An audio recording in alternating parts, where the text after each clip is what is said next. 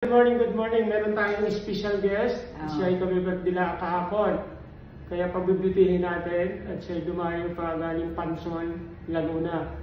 Pumunta rito sa Garcia. Joke lang, Panson lamang sa Pati Garcia. So, si Lola po ay 95 years old na. Special guest ko ngayon. Birthday niya. So, pabibirthdayan natin siya ng pampabata ngayong araw na to. Ang gupit niya po ay semi-calvo, zero. Joke lang. Ayan. Start na tayo at mamaya tingnan niyo yung kanyang finished product. Ilan taon na? 95 na ako. O yan, 95 na. So, hindi na natin alam kung aabutin natin ang mga ganyang edad. Kasi sa totoo lang, sa akin kasi ako'y natutuwa. Pagka may customer ako ng mga ganitong edad, sarap na kwentuhan. At nakakuha tayo ng idea kung bakit sila umaabot sa ganitong edad.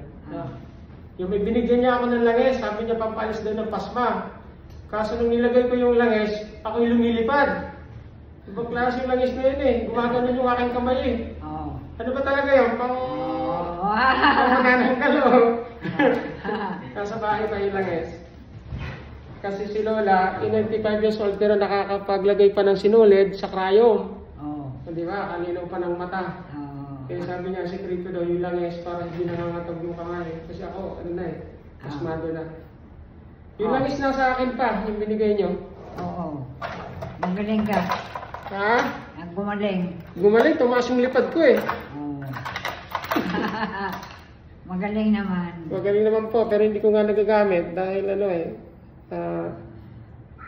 tawag dito, hindi ko nalilinginan. Ayan, start na ulit. Medyo namamaritis kasi ako eh.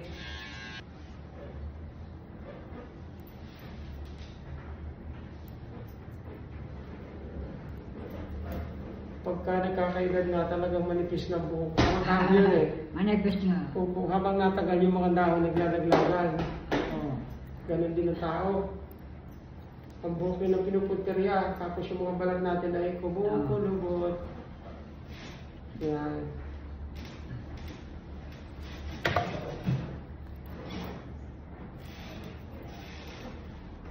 Tapos na yung gupit namin ni Lola, kami magmamarites muna ngayon. Makikita niyo yung gupit niya. Tapos atin ang pipigay na konti ang ulo para makatikim naman ng massage. Si Lola po ay 95 years old na, dumayo dito sa akin. Kaya nakakatuwa naman at kahit na malayo tayo, talagang hanap eh. Ito yung sa bahay kong ginugupitan. Salamat.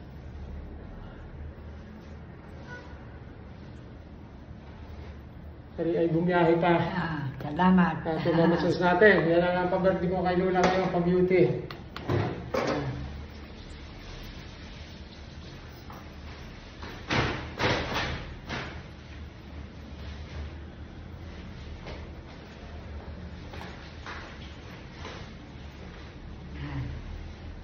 Wow, matigas pa eh. Tigas pa. Talagang abot ito ng mga ano pa, mga 150 years. Tigas pa. Nakakagat pa ito ng niyog eh. Tigas pa. Hindi natin masyadong yung sa akin. Hindi. Kaya naman ito sa Maganda na ako. Ano na, beauty queen na siya ngayon. Maganda. So ayan, nag-finish product ni Lola. At malipis na kasi ang buhok. Diyan na po kayo. At aking tayo ay ano. Ayan.